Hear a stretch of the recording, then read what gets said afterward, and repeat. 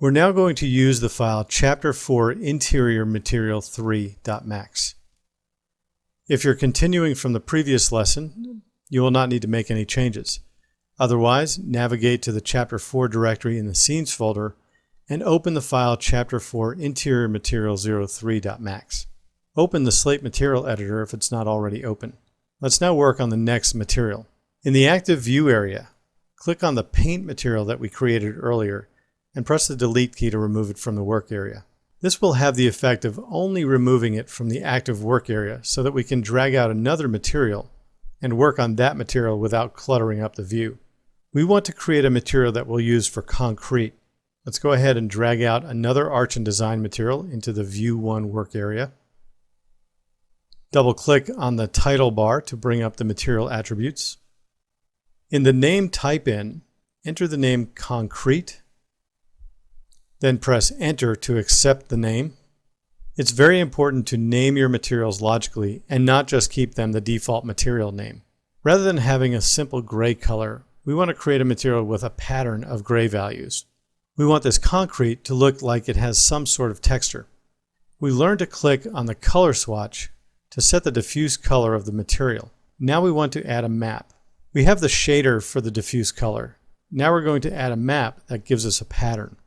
First, pan the View 1 work area to make some room on the left-hand side of the concrete material node. We're going to place our map in this area. In the Material Map browser, open the Maps rollout by clicking the plus next to the title in the Maps rollout. Then click the plus to open the Standard Maps rollout. This will allow us to select from a number of different types of maps. Maps can be images that you bring from outside programs. They can be photographs or other image files. You can also bring in animations if you'd like. The map that we want is a randomly generated map called Noise. In the Maps rollout, click and drag the Noise map into the work area just to the left of the concrete material node. We can scroll the mouse wheel up in the view to get a better view of the output from the Noise map node and the inputs on the concrete material node. We'll click on the output of the Noise node and drag it over to the input of the diffuse color shader on the concrete material node, then release the mouse button. You should now have a line going from the output of the noise to the input of the diffuse color channel of our concrete material. Right-click on the material preview and click the Open Preview Window option in the right-click menu. We can expand the preview a little bit and move it off to the side. You'll notice now that the coloring is not a solid gray. It now has a little more variation across the surface of our sample sphere. The color is now not being determined by the color swatch, but by the map that we've connected into the diffuse color shader. Now we're beginning to build up what's called a shader network. We need to make some modifications to the reflectivity and glossiness in the concrete material. In the View 1 work area, double-click on the concrete material. This will bring up the material attributes for our concrete.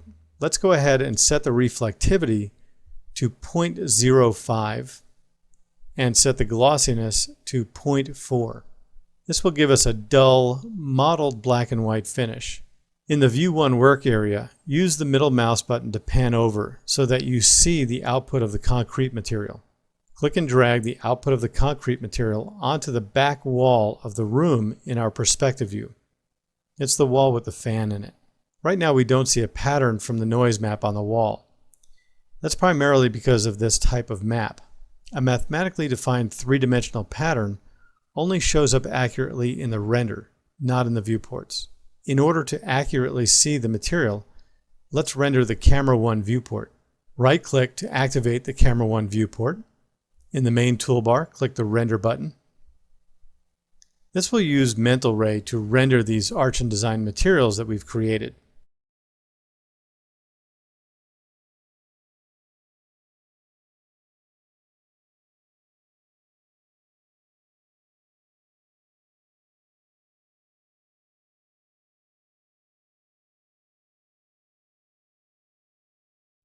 And here you can clearly see the pattern is showing up on the back wall.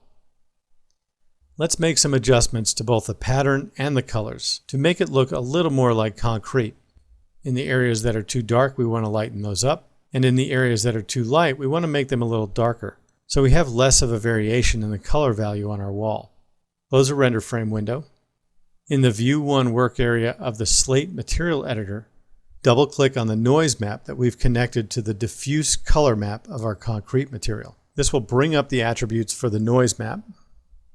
In the noise parameters rollout, you'll see the two color swatches that make up the color of our noise pattern. Let's change color number 1 from black to a middle gray. Click on the black color swatch for color number 1.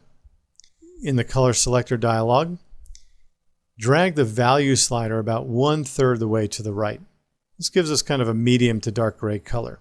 Now double click on the color 2 swatch and click and drag the value to the left about 1/3 the way, so the color is a lighter gray and not a pure white. Click OK to close the dialog. Let's change the noise type from regular to fractal. This will change the visual style of the pattern to a rougher type of noise. Then we'll change the size to 15. Type in 15 in the size entry box and press enter on the keyboard. Go ahead and re-render the camera 1 viewport. You'll notice that the back wall now has less color variation and looks a little more like a concrete surface. Press Ctrl S to save the file. Let's increment this file. Remember, go to the Application button, Save As, and click the Increment button in the dialog.